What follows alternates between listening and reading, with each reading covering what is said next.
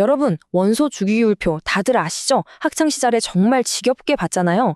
근데요, 사실 그 이상하게 생긴 모양 안에 원자의 모든 비밀을 푸는 열쇠가 숨겨져 있다는 거 혹시 알고 계셨나요? 오늘 원자들이 쓰는 이 비밀 언어, 주기율표를 저랑 같이 한번 제대로 해독해 보자고요. 자, 그럼 이 질문으로 바로 들어가 볼게요. 아니, 왜 주기율표는 하필 이렇게 생겼을까요? 반듯한 사각형도 아니고 중간은 푹 꺼져 있고 심지어 아래에는 뜬금없이 두 줄이 뚝 떨어져 있잖아요.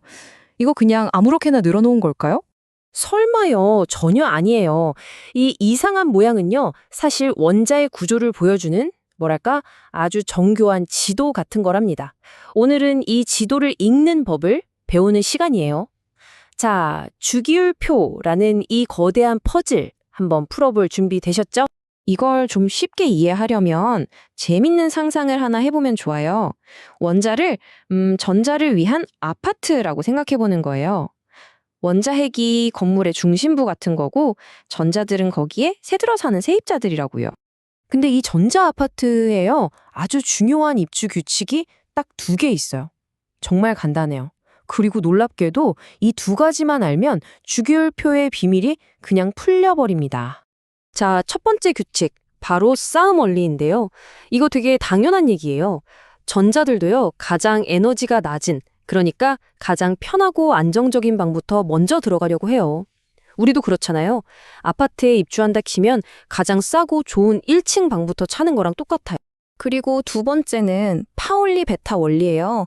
이건 뭐냐면 한 방, 그러니까 여기서 말하는 오비탈에는 전자가 딱 두 개까지만 들어갈 수 있다는 거예요. 정원초가 안 돼요. 그리고 조건이 하나 더 붙어요. 한 방에 둘이 들어가려면 서로 반대 방향으로 돌아야 해요. 스핀이 반대여야 한다는 거죠. 뭐 룸메이트끼리 서로 좀 배려해줘야 하니까요. 그쵸? 그러니까 정리를 해보면 딱 이거예요. 이 두 가지 규칙이 바로 전자가 원자 아파트에 입주하는 매뉴얼인 셈이죠. 가장 낮은 층 빈 방부터 찾아서 최대 둘까지, 그것도 스핀은 반대로 채우고, 방 다 차면 그럼 그 다음 층으로 올라가고, 이 간단한 걸 계속 반복만 하면 세상의 어떤 원자든 우리가 다 만들어 볼 수 있는 거예요. 자, 이론 얘기는 이쯤 하고 백문이 불여일견이죠?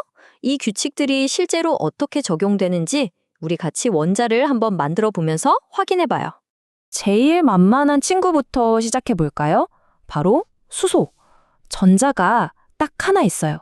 자, 이 외로운 전자 하나, 어디로 가야 할까요? 그렇죠. 당연히 제일 좋은 자리, 1층에 있는 S방. 그러니까 1s 오비탈에 혼자 쏙 들어갑니다. 자, 다음 타자 헬륨입니다. 이제 두 번째 전자가 입주하러 왔어요. 어딜 보니까 아직 1s방에 자리가 하나 비어 있네요. 그럼 룸메이트로 들어가는 거죠. 첫 번째 전자랑 짝을 이뤄서 같은 방에 들어가는데 아까 그 규칙 기억나시죠? 파울리 베타 원리, 둘은 반드시 서로 반대 스핀을 가져야만 해요. 이번엔 리튬이에요. 전자가 3개. 근데 문제가 생겼어요. 1s방이 헬륨 때문에 이미 만실이잖아요? 정원 초과. 그럼 이 세 번째 전자는 어떻게 해야 할까요? 네, 어쩔 수 없죠. 2층으로 이사 가야 합니다. 2층에 있는 S방, ES 오비탈에 이제 새로운 둥지를 틀게 되는 거예요. 자, 조금 건너뛰어서 붕소를 한번 볼까요? 얘는 전자가 5개예요. 1S방 꽉 찼고 2S방도 꽉 찼어요. 그럼 다섯 번째 전자는 어디로 가냐? 바로 2층에 있는 여태까지랑은 완전 다른 모양의 새로운 방, 바로 P타입의 방, EP 오비탈에 들어가기 시작하는 겁니다. 자, 여러분, 집중해 주세요. 드디어 주기율표 모양의 비밀이 밝혀지는 순간입니다. 우리가 지금까지 얘기했던 그 S방, P방, 이 아파트 방들의 종류가요, 바로 주기율표의 구역, 그러니까 블럭을 그대로 만들어내는 거예요. 바로 이거예요. 우리가 이상하다고 생각했던 주기율표의 모양은 사실 전자가 어떤 종류의 오비탈에 채워지고 있는지를 그대로 보여주는 지도였던 겁니다. 보세요. 왼쪽에 있는 두 줄은 S 오비탈이 채워지면 S블록, 오른쪽에 6줄은 P블록, 가운데 움푹 파인 10줄은 D블록, 그리고 밑에 뚝 떨어져 있는 14줄짜리는 F블록을 나타내는 거였어요. 소름 돋지 않나요? 네, 바로 이겁니다. 아, 하고 무릎을 탁 치게 되는 순간이죠. 주기율표의 그 기묘한 모양은 그냥 각 원소의 전자가 몇 동 몇 호에 사는지 그 주소를 보여주는 일종의 안내도였던 거예요.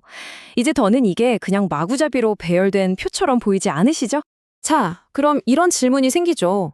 그래서 이 전자지도가 뭐 어땠다는 거지? 그냥 보기 좋게 원자를 정리해 놓은 거 아니야? 라고 생각하실 수도 있어요. 근데 천만에요. 이 구조 안에 원소의 모든 성질, 모든 비밀이 다 담겨 있어요. 원소의 전자 배치는요, 그냥 숫자의 나열이 아니에요. 그 원소가 어떤 녀석인지 그 성격을 결정하는 핵심 열쇠라고 할 수 있어요. 특히 가장 바깥쪽에 있는 전자들이 어떻게 놓여 있느냐에 따라서 이 원소가 어떤 성질을 가질지, 다른 누구랑 친하게 지낼지, 심지어 어떤 물질이 될지가 전부 결정되거든요. 말로만 하면 잘 와닿지 않으니까 구체적인 예를 하나 볼까요? 원자 크기만 봐도 딱 알 수 있어요. 주기율표에서 아래로 한 칸 내려간다는 건 아파트에서 층이 하나 더 높아지는 거랑 같잖아요. 그러니까 당연히 원자 크기도 점점 커지는 거예요. 여기 리튬보다 바로 아래 있는 나트륨이 더 큰 것처럼요. 이 지도만 보면 원자의 크기 같은 물리적인 특징까지 그냥 예측이 되는 거죠. 이게 다가 아니에요.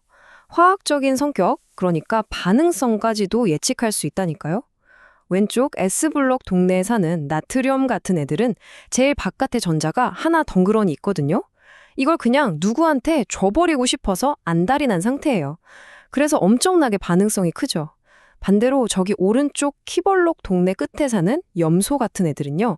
방이 거의 다 찼는데 딱 한 자리가 비어 있어요. 그래서 어떻게든 전자 하나를 뺏어오려고 안달이 나 있죠. 얘네도 반응성이 어마어마하고요. 그러니까 지도에서 어디 사는지 위치만 봐도 걔 성격을 대충 알 수 있는 거예요. 신기하죠? 자, 그럼 오늘 우리가 알아낸 것들 핵심만 딱딱 짚어볼게요. 첫째, 주기율표의 모양은 그냥 나온 게 아니라 양자역학이라는 아주 근본적인 규칙의 결과다. 둘째, 이건 사실 전자가 원자라는 아파트에 어떻게 입주하는지를 보여주는 지도다. 그리고 셋째, 이 지도만 잘 읽으면 원소의 크기, 성격, 심지어 누구랑 어떻게 친해질지까지 다 예측할 수 있다.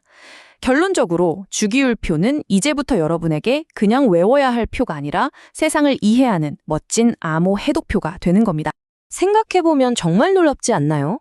이 지극히 단순한 몇 가지 규칙 위에 우리가 사는 이 세상, 이 화학의 우주 전체가 세워져 있다는 거잖아요. 마지막으로 이런 질문을 한번 던져보고 싶어요. 만약에 말이죠. 이 규칙들이 지금과 아주 조금이라도 달랐다면 지금 우리의 우주는 그리고 우리는 과연 어떤 모습이었을까요?